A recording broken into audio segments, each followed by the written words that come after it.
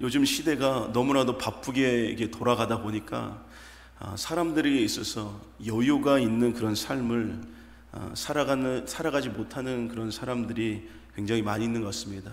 아침에 눈을 떠서 또한 저녁에 눈을 감기까지 많은 일들을 해야 하고, 그 일들 가운데 또한 스트레스도 받고 많은 그런 부담감과 그런 업무와 같은 것들, 사람과의 관계 속에서 많은 그런 지치고 힘듦 속에서 그런 많은 바쁜 그런 생활들을 살아가는데, 그래서 이 시대의 많은 사람들에게 여유가 없는 그런 삶을 살아가고 있는 건 아닌가라는 그런 생각이 듭니다.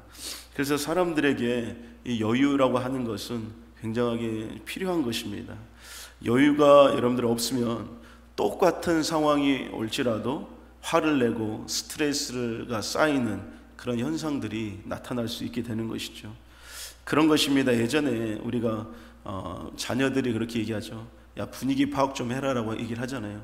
엄마와 아빠가 싸워가지고 지금 티격태격 하고 있는데 자녀가 와가지고 뭐 좀 사달라고 하면은 좋은 소리가 나가겠습니까? 안 나가죠. 그러면서 분위기 파악을 하라고 얘기하는데, 근데 엄마랑 아빠랑 막 웃고 막 대하고 즐거우면 그때 이제 가서 아이가 뭐 좀 사달라고 하면은 그래 뭐 사줄게 이렇게 얘기도 나오지 않습니까?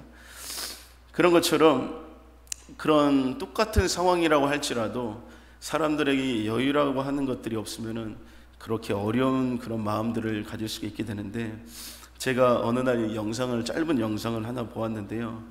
아빠와 아이가 이렇게 마트를 가는 것을 봤습니다. 누가 찍은 것 같아요. 갔는데 아이가 엄청 막 조르는 거예요.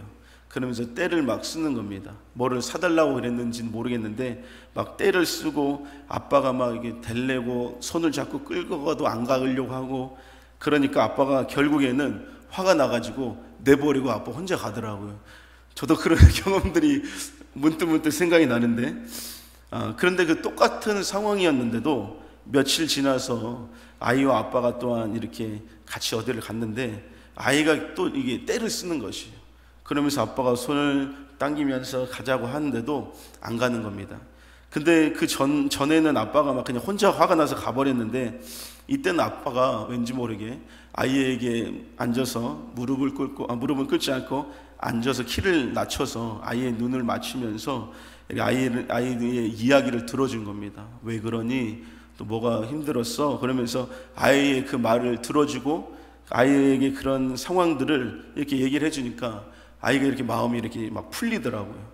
근데 여러분들 여기서 어떤 차이일까라고 했는데, 거기에 그 영상의 제목이 무엇이었냐면은 사람에게 여유가 있어야 된다라고 하는 그런 영상의 제목이었어요.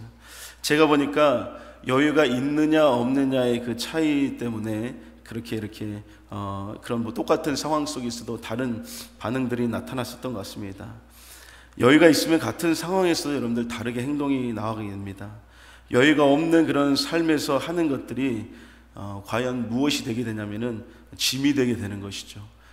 내가 시간적인 여유, 어떠한 여유도 없는 그런 상태에서 어떠한 일을 하게 된다, 특히나 교회 일을 하게 된다, 그러면은 이것이 어떻게 보면은 짐이 될 수가 있는 것입니다.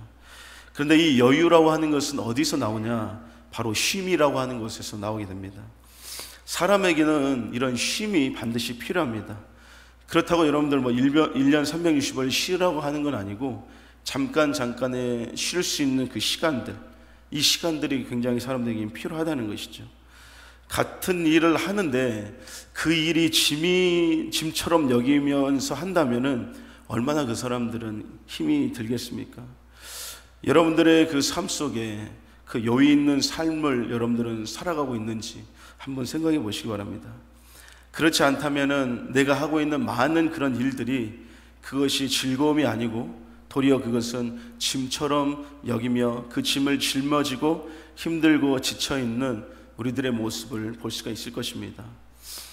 열심히 수고하는데 똑같은 사람들, 다른 사람들과 같이 똑같이 수고를 하는데 나에게는 이 수고의 대가가 짐이라고 한다고 한다면 여러분 얼마나 그 삶이 힘들고 어렵겠습니까?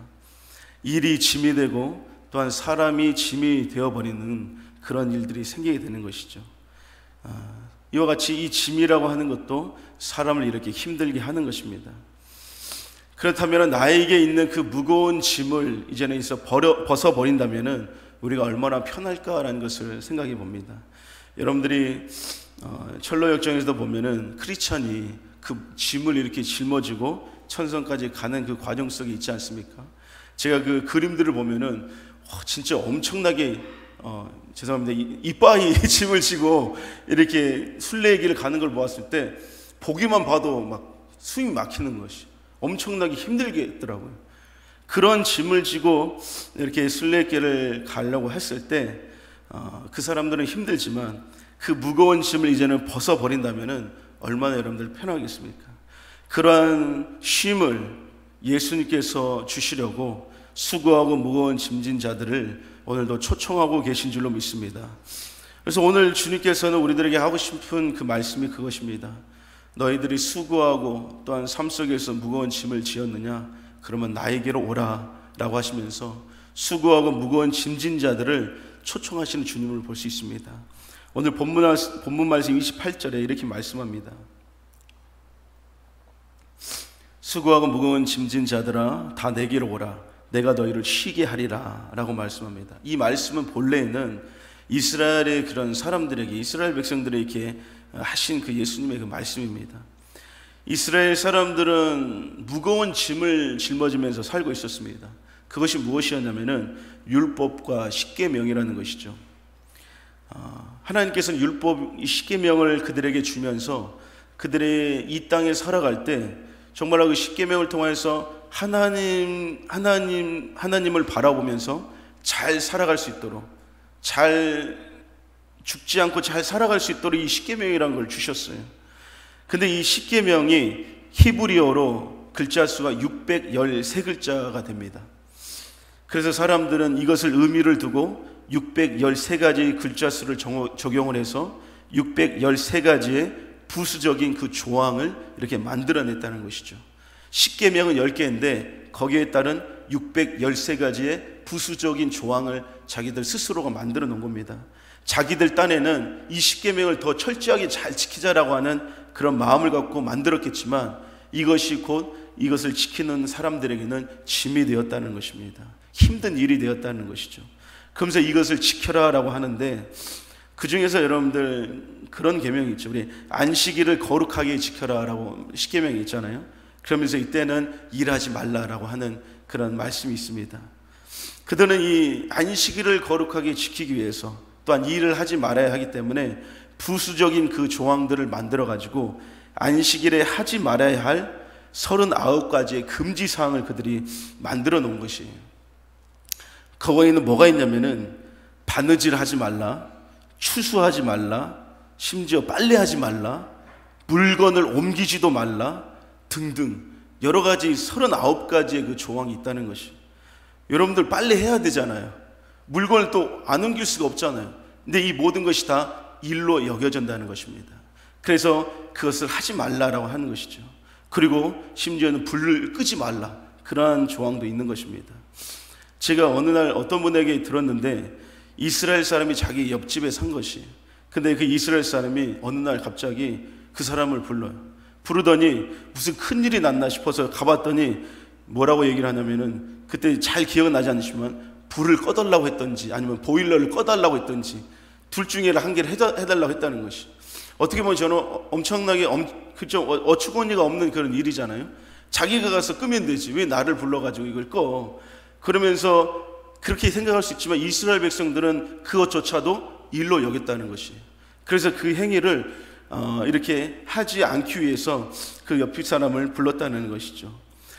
여러분들 이스라엘에 가면 엘리베이터를 타면은 안식일 날만 운영하는 엘리베이터가 따로도 있습니다. 왜냐하면은 엘리베이터의 그 버튼을 누르는 행위도 이것이 일하는 행위로 여겨지기 때문에 버튼을 누를 수가 없는 것이. 그렇기 때문에 안식일 날에는 엘리베이터가 자동으로 층층마다 씁니다. 막 20층 가려고 하면 1층 쓰고 2층 쓰고 3층 쓰고 섰다가 문이 열리고 닫히고 다시 올라가고 또 올라갔다가 내려왔다가 열리고 닫히고 이것을 층층마다 이렇게 해놨다는 것이 안식일 날에는. 왜냐하면 버튼을 누르는 것이 일이기 때문에 그렇게 만들어 놨다는 것이죠.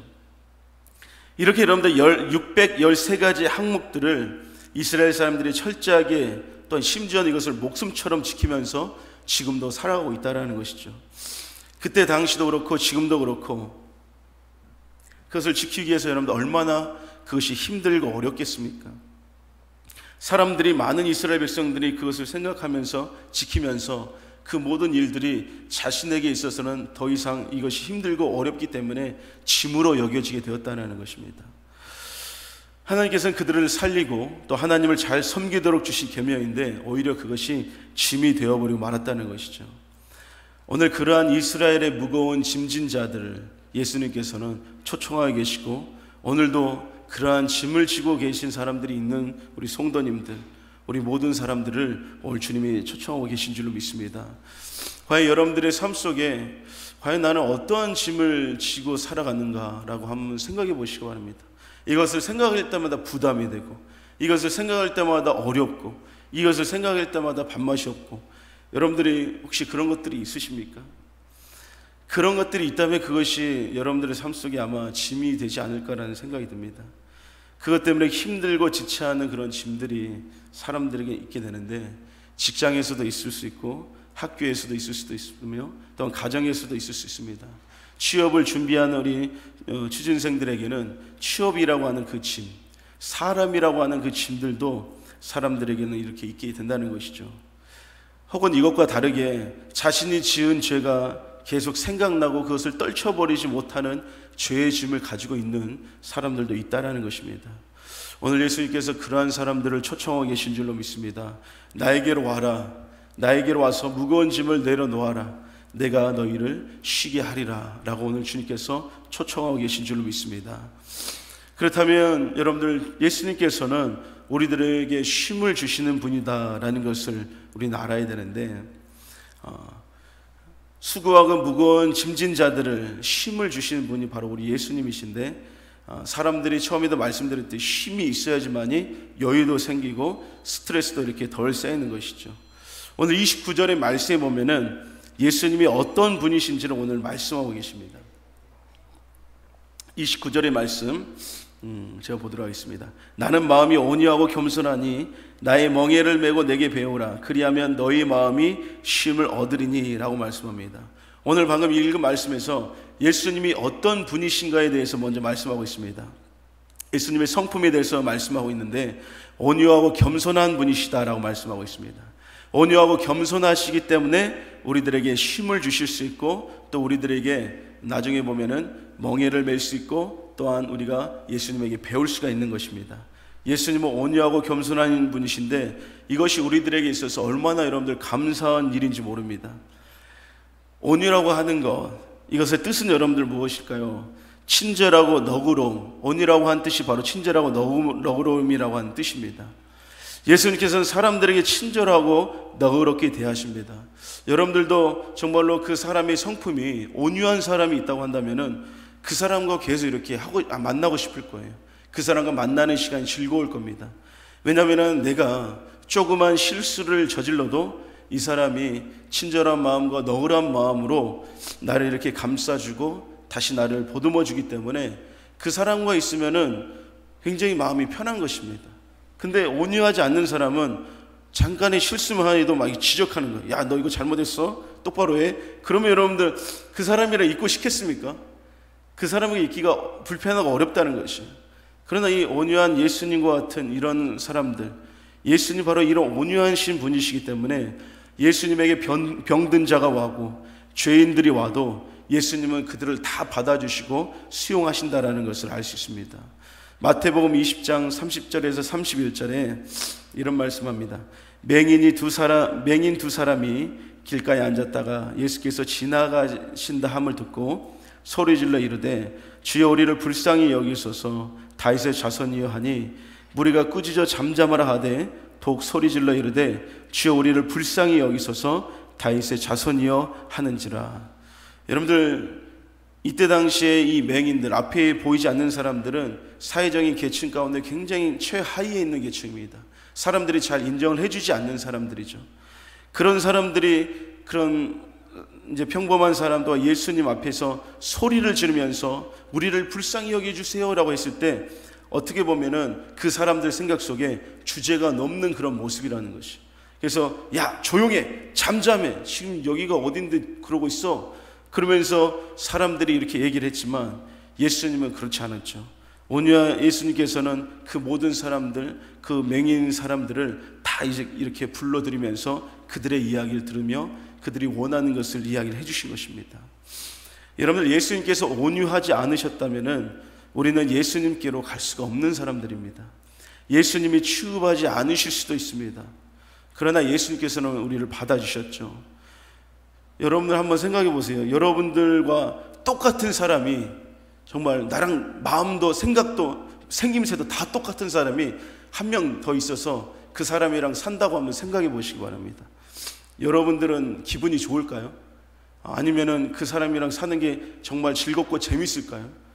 저는 이거를 준비하면서 생각해 봤어요. 저랑 똑같은 사람이 있다면은 저는 엄청 답답했을 것 같고 정말 힘들었을 것 같아요. 열불이 아마 났을 것 같아요.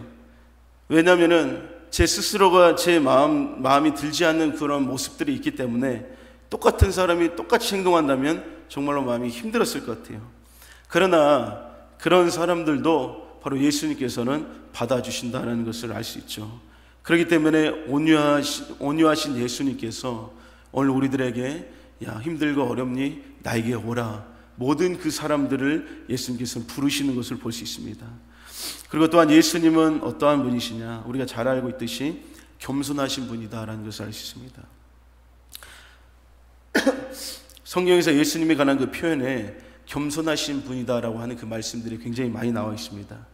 겸손하시기 때문에 예수님께서는 자신을 높이지 않으셨다는 것이죠.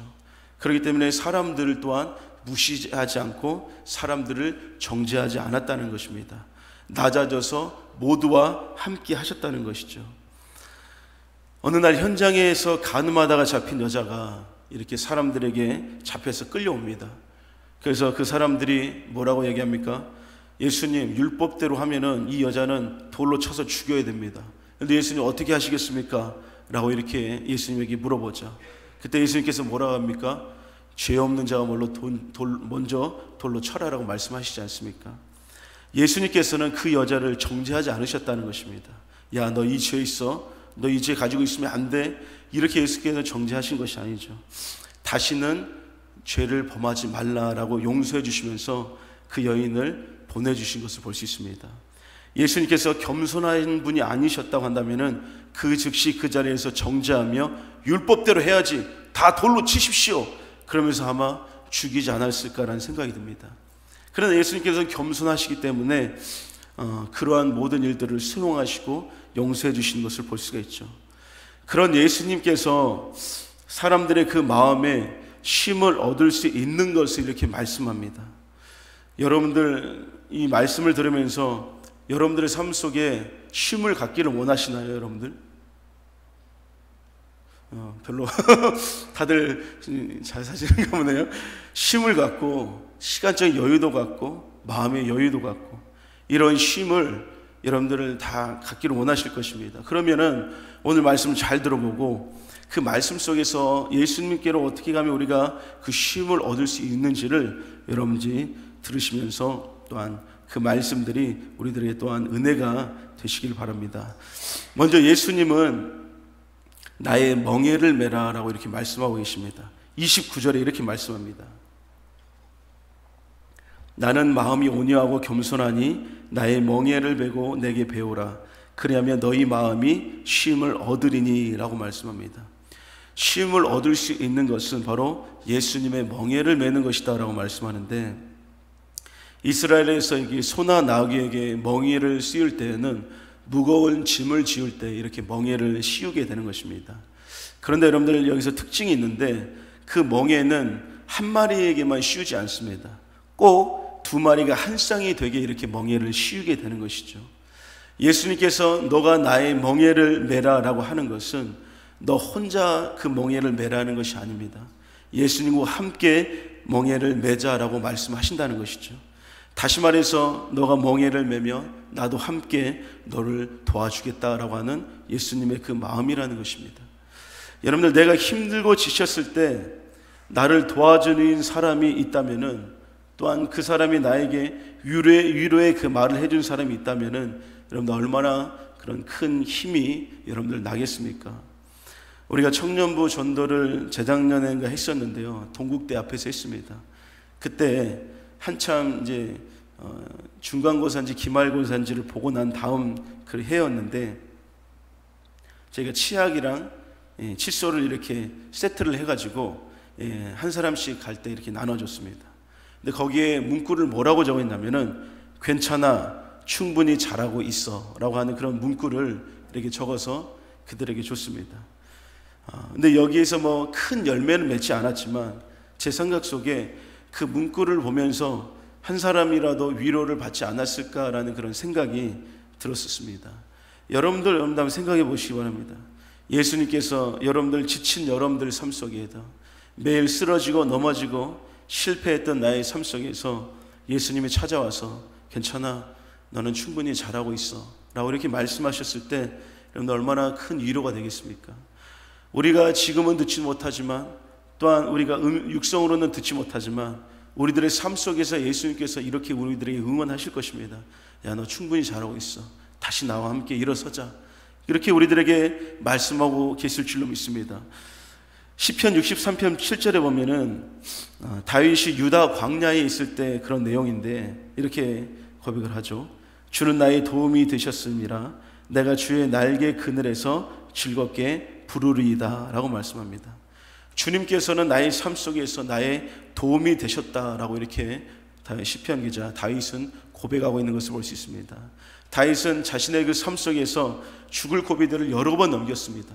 그때마다 우리 하나님께서는, 주님께서는 다윗을 놓지 않으시고 그를 붙들어 주셔서 항상 그런 살아날 수 있는 피할 길들을 열어주신 그 도움이 되셨다라는 것을 다윗은 고백하고 있다라는 것이죠.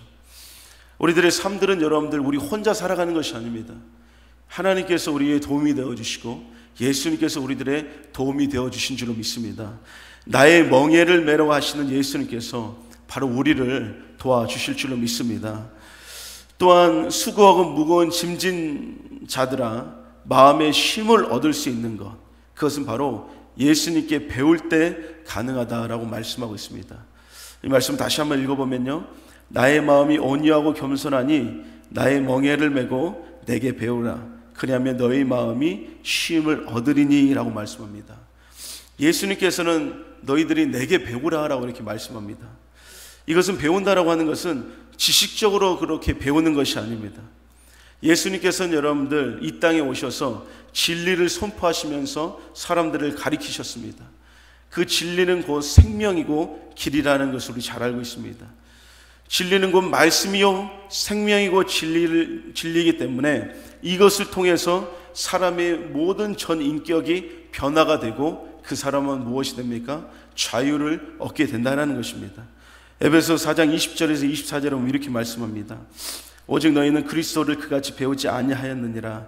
진리가 예수 안에 있는 것 같이 너희가 참으로 그에게서 듣고 또한 그 안에서 가르침을 받았을진데 너희는 유혹의 욕심을 따라 썩어져가는 구습을 따르는 옛사람을 벗어버리고 오직 너희의 심령이 새롭게 되어 하나님을 따라 의와 진리의 거룩함으로 지으심을 받은 새 사람을 입으라 라고 이렇게 말씀하고 있습니다.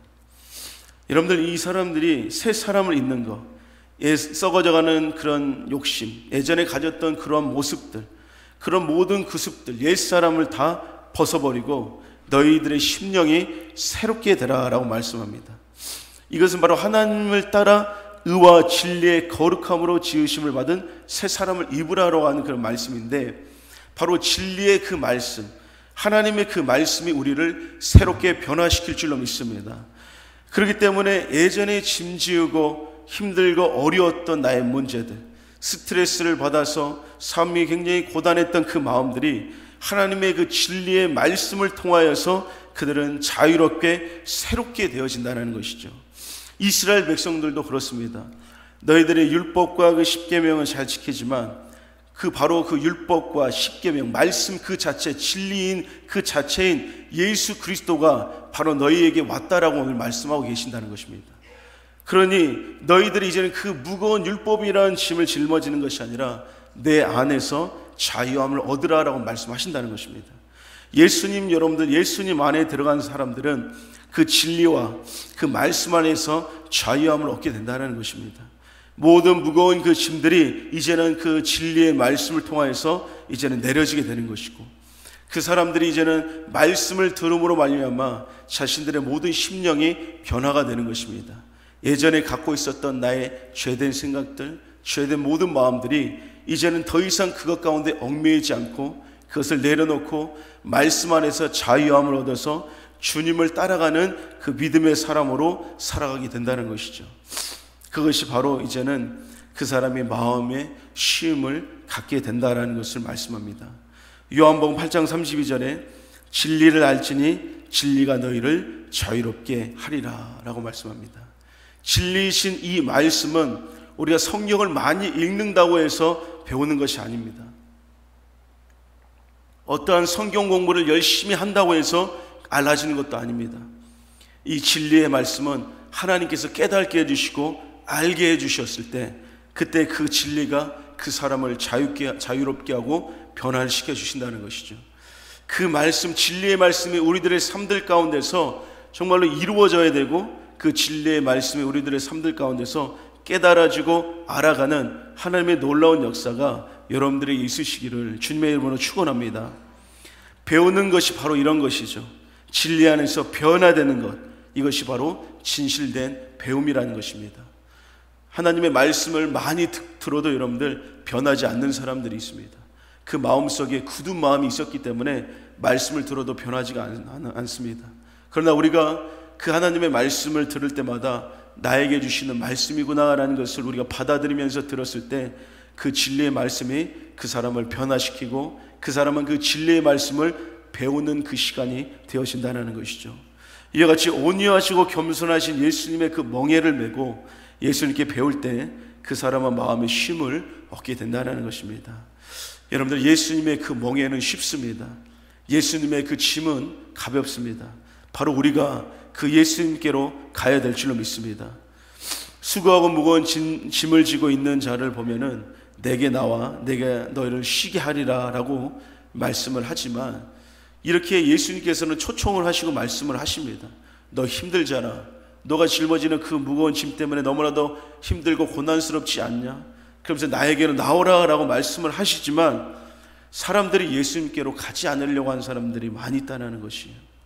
여러분들, 우리는 반드시 예수님께로 나아가야 될 줄로 믿습니다. 예수님을 찾으려고 하는 그 사모하는 그 마음이 있어야 된다는 것이죠. 성경에 보면은 많이 지친 자들, 짐을 지고 있는 자들이 예수님을 찾는 것을 볼 수가 있어요. 우리도 이런 사모함으로 예수님을 찾는 자들이 되어야 됩니다. 잠깐 나의 삶 속에서 육신적인 삶이 잘 되고 있어서 주님을 찾지 않는 것이 아니라, 왠지 내 마음속에 공허함과 채워지지 않는 무엇들이 우리들에게 있었을 때, 그것이 바로 우리가 지치고 힘들어하고 쉼을 가져야 되는 사람들의 모습이라는 것이죠. 그때 우리는 이것을 내려놓고 지치고 짐을 졌기 때문에 예수님을 찾아야 되는데, 성경에 보면 그런 사람들이 나옵니다. 병이라고 하면 여러분들 항상 괴롭고 무거운 짐을 지고 그런 삶을 살아가는 모습이라고 생각됩니다. 우리가 여러분들 감기만 걸려도 얼마나 힘듭니까? 그러나 그 사람에게 병이 있다라고 한다면은 이것을 짊어지고 살아야 되기 때문에 무거운 짐이라는 것이죠. 이것을 벗고 싶어 하는 그런 사람들이 있는데, 예수님께 그 사람들이 나아가는 모습을 볼 수 있습니다. 성경에 여러분들 18년 동안 혈기운을 앓고 있었던 그 여자 있지 않습니까? 그 여인은 굉장하게 지쳐 있었습니다. 모든 재산을 자신의 그 병을 고치는데 다 이렇게 사용했습니다. 그런데 성경에서는 허비했다고 얘기를 하시죠. 그러나 그 증세가 나오면 좋을 텐데 낫지 않고 더욱더 그 증세가 중요해졌다라고 이렇게 말씀하고 있습니다. 그러면서 그가 찾던 분이 누구였습니까? 바로 예수님을 그가 찾으러 나아간 것을 볼 수 있습니다. 혈류증 하면은 이제 피가 멈추지 않는 것인데, 그런 사람들의 얼굴색을 보면 어떻습니까? 얼굴이 보통 사람이랑 다르게 하얗습니다. 왜냐하면 핏기가 없다고 얘기를 하잖아요. 그런 사람들의 얼굴, 하얀 그 얼굴로 얼굴을 드러내면 살아갈 수도 없습니다. 얼굴을 이렇게 뭐 보자기를 쓰든지 뭐로 써서 사람들 많이 있는 데 갈 때는 그렇게 쓰고 가야 돼요. 왜냐하면 사람들이 그 여자를 보고 이 여자 병 걸린 여자구나, 부정한 여자구나, 그러면서 그 사람을 때릴 수도 있고 쫓아버릴 수도 있기 때문에 그런 것이죠. 그러나 그 여자는 예수님께로 가서 자신을 매일같이 고통을 주는 그 혈류증이라고 하는 그 짐을 예수님께로 가서 벗어버리고 싶었다는 것이죠. 그래서 그가 그런 어려움과 고난 속에서도 예수님을 찾아가는 것을 볼 수 있습니다. 이것은 사모하는 사람이 찾아가는 것이죠. 또 문둥병에 걸린 사람들이 예수님께 소리 지르면서 불쌍히 여겨주시옵소서, 그러면서 문둥병에 걸린 사람들도 이렇게 예수님을 찾아가는데, 이 사람들도 똑같습니다. 이 사람들도, 이 문둥병에 걸린 사람들은 표시가 나잖아요. 얼굴이 찌그러지고 또 귀가 썩어가고 그런 표시가 나는데, 자기들만이 있는 그런 격리된 장소에서 살아가야 되는데, 그 사람들이 이 대중들 앞에 나오면은 돌로 맞아서 죽어야 됩니다. 그러한 그들도 돌로 맞아 죽을 수도 있는 그런 상황 속에서도 그들이 사모한 것입니다. 고통과 괴로움을 주는 그 병의 짐을 그들이 벗어버리고 싶어서 예수님께로 그들이 나아가는 것이죠. 예수님께 가고자 하는 그 사모함이 여러분들이 우리들에게 있어야 된다는 것입니다. 그들은 용기를 내어서 예수님께로 갔습니다. 믿음이 있으나 용기가 없는 사람은 예수님께로 또 못 갑니다. 믿음이 있는데 내가 예수님께로 가야 돼. 근데 가려고 보니까 장애물들과 어려움들이 또 보이는 것이에요. 갈까 말까. 믿음이 있는데 정말로 믿음이 있는 사람이 용기도 있으면은 그 가운데 예수님께로 가게 된다는 것이죠. 그 모든 사람들이 사모하는 마음으로 예수님께로 가게 됩니다. 여러분들의 삶이 얼마나 많이 힘들고 또 수고했는데도 되어지는 것이 없고 바뀌는 것이 없는 것처럼 보였을 때 얼마나 낙심이 됩니까? 삶이 짐이 되어져 버리고 또한 그 삶이 나의 삶을, 짐이 되어진 삶이 나를 억누르고 있었을 때 얼마나 고통스럽습니까? 우리 모두가, 그런 모든 사람들이 바로 예수님께로 가야 될 줄로 믿습니다. 예배를 통해서 여러분들 예수님께로 가는 것입니다. 기도를 통해서 예수님께로 가는 것입니다. 예배 자리마다 예수님은 저와 여러분들을 기다리고 계시는 것입니다. 초청하고 계십니다. 그렇기 때문에 나를 쉬게 해주시는 그 예수님께로 가서 우리가 쉼을 통해서 승리하는 저와 여러분들이 되어서 그 예수님께로 가서 쉼을 얻었을 때 다시 우리는 이 땅에서, 나의 삶 속에서, 교회에서의 모든 삶들도 그것이 더 이상 짐이 아니라 이것은 나에게 주신 하나님의 큰 기쁨이구나, 나에게 주신 선물이구나, 정말 나에게 맡겨주신 하나님의 놀라우신 은혜구나라는 것을 우리가 고백할 수가 있다는 것입니다. 짐이 되어졌다면 여러분들 이 시간 우리가 말씀을 듣고 또한 찬양을 하고 기도하며 나아갈 때 여러분들에게 그 모든 짐을 예수님께로 가서 다 내려놓고 이제는 주님 안에서 쉼을 얻으면서 우리가 이 땅에서 승리하며 또 영광 돌리며 살아가는 저와 여러분들이 되시기를 주님의 이름으로 축원합니다.